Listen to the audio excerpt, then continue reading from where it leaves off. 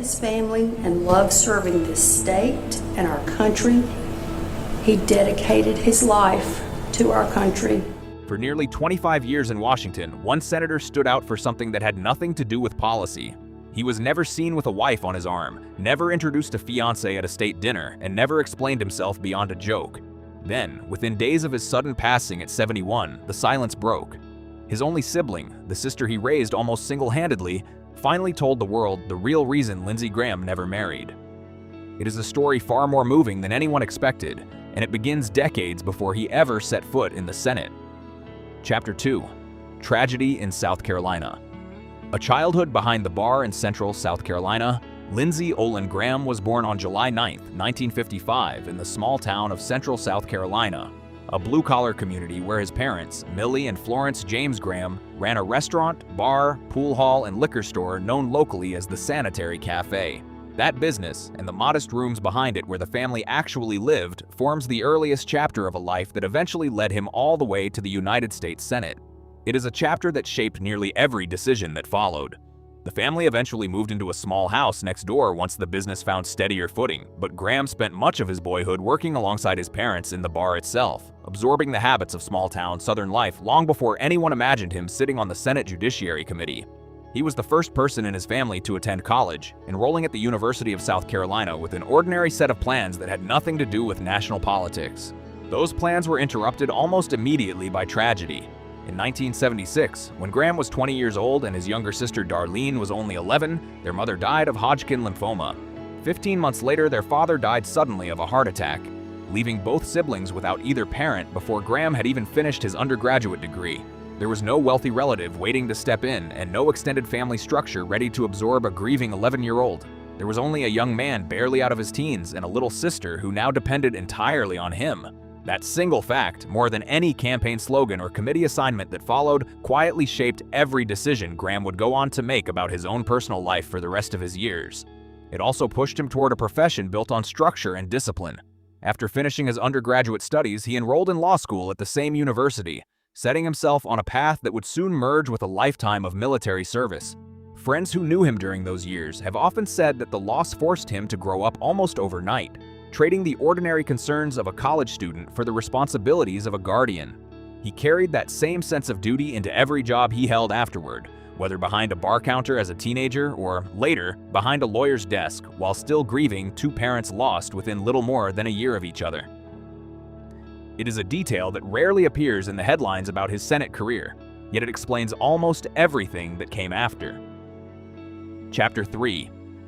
A dedicated guardian, becoming a father figure at 21. Rather than send Darlene to live with distant relatives, Graham made the extraordinary decision to keep her with him and raise her himself.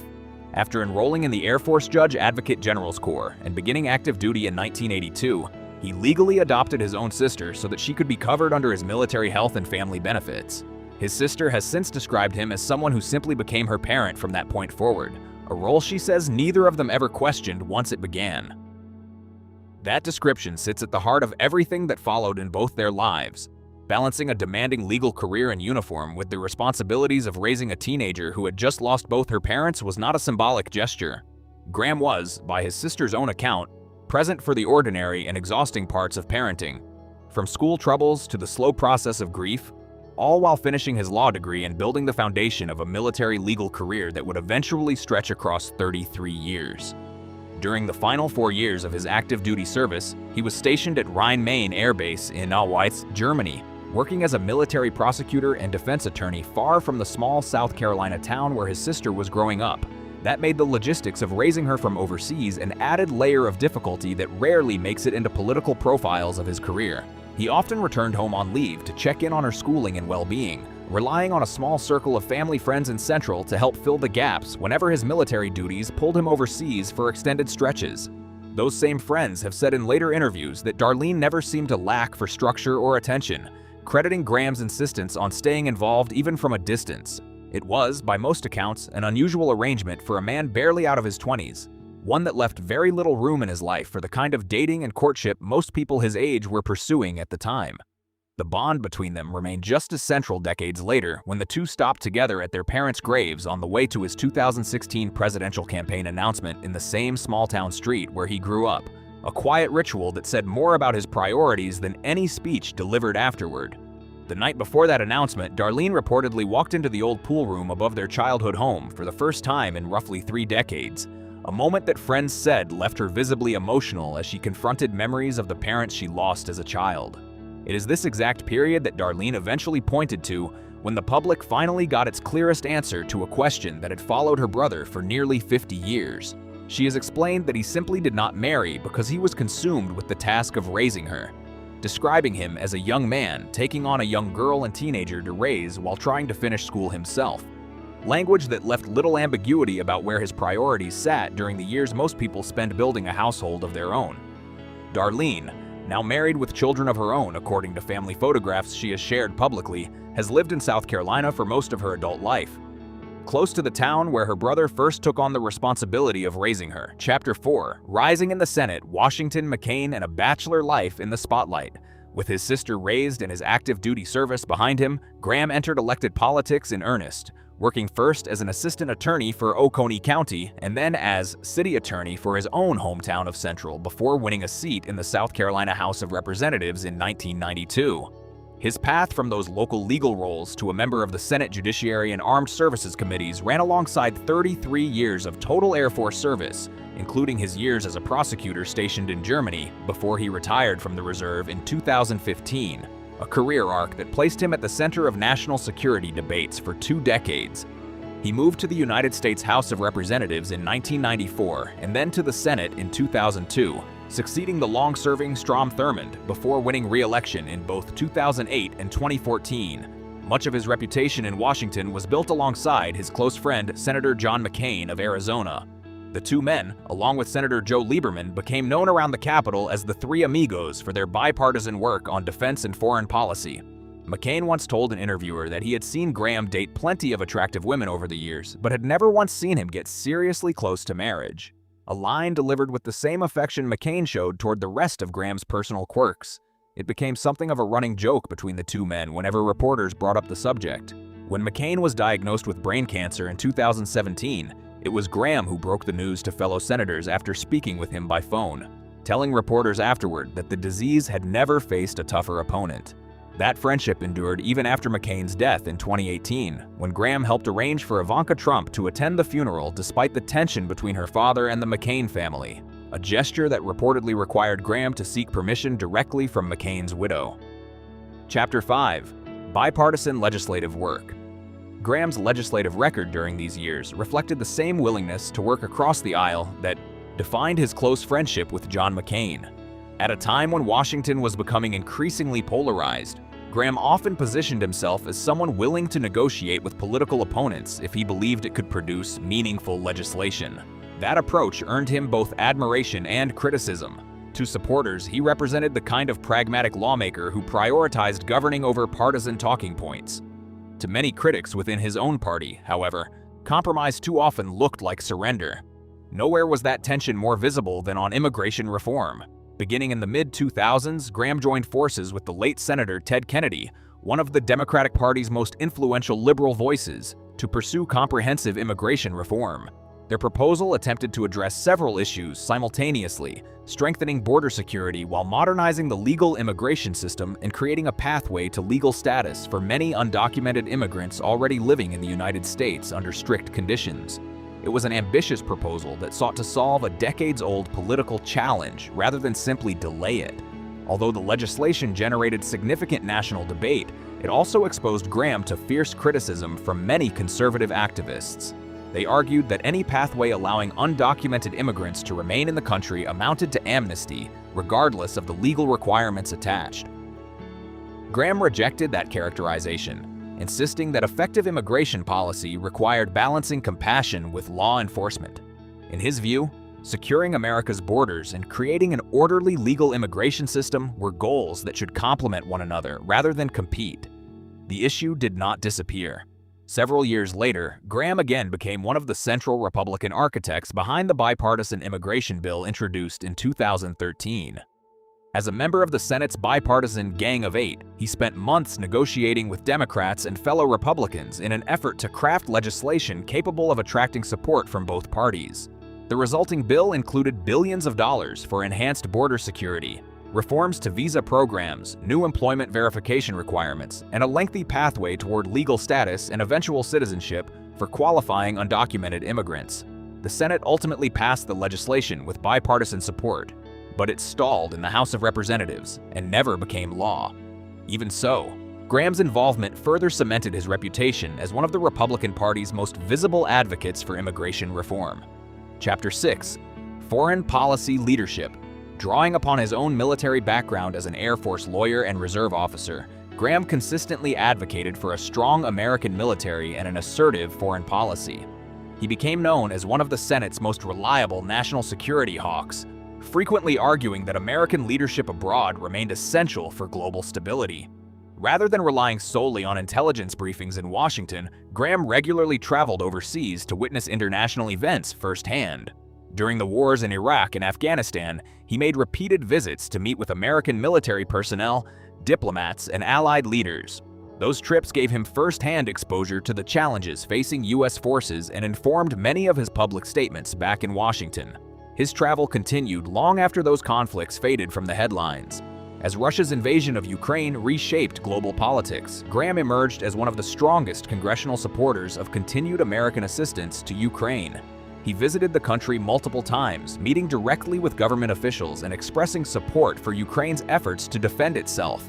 Throughout those visits, he argued that assisting Ukraine was not simply an act of charity, but a strategic investment in international security and democratic stability. Whether discussing terrorism, NATO, China, Russia, or Middle Eastern conflicts, Graham consistently projected an interventionist foreign policy philosophy rooted in deterrence, military readiness, and strong international alliances. Supporters praised his consistency and experience, while critics questioned whether he too readily supported military involvement overseas. Regardless of perspective, his positions remained remarkably consistent over the course of his Senate career. Chapter 7. Life in the Spotlight. While his legislative work frequently dominated headlines, Graham never entirely escaped public curiosity about his personal life. Unlike many presidential candidates before him, Graham had never married and had no children. That fact often generated questions from journalists, political commentators, and voters who wondered how an unmarried president might approach the ceremonial aspects of the office. During his brief campaign for the 2016 Republican presidential nomination, those questions surfaced repeatedly. One of the most common involved who would serve as First Lady if he were elected president. Rather than becoming defensive, Graham answered with humor. Instead, Graham devoted most of his adult life to public service, military commitments, and politics.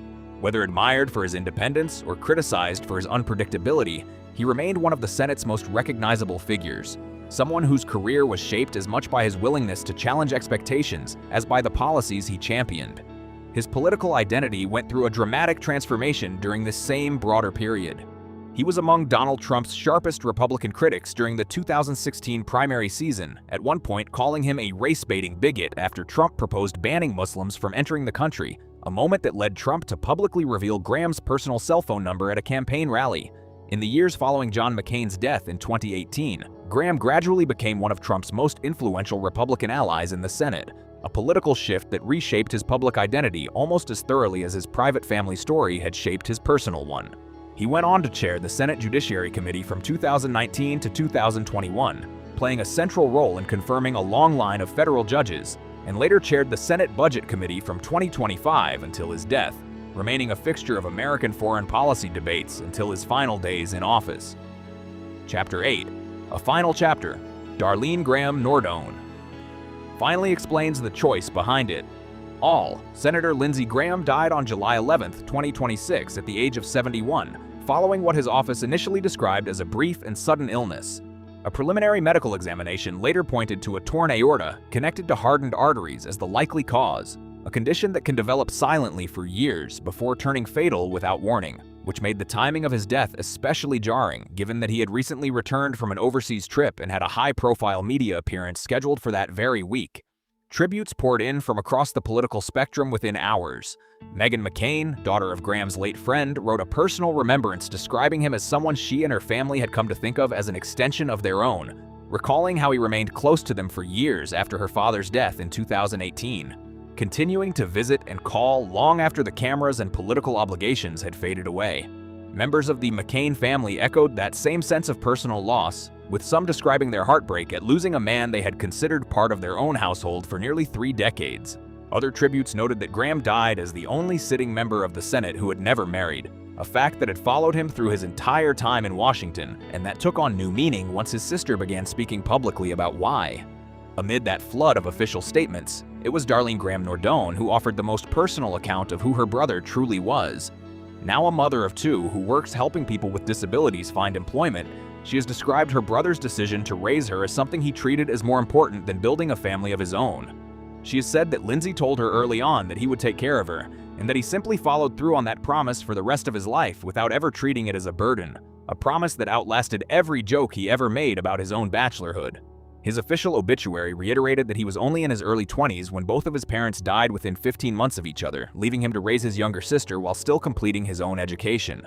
A summary that traced his path from that personal tragedy through law, school, military service, and decades in elected office.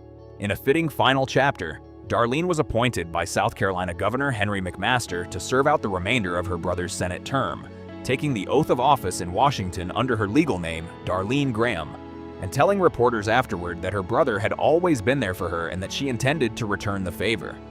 Her appointment closed a circle that had begun more than 50 years earlier in the rooms behind a small-town bar, when a 20-year-old college student first promised a grieving 11-year-old that he would look after her no matter what it cost him. What her account ultimately reveals is not a hidden scandal or a secret relationship kept from public view, but something simpler and, in its own way, far more affecting. Lindsey Graham never married because, in the most literal sense possible, he had already built a family decades earlier when he chose to raise his sister, rather than let her be scattered among distant relatives.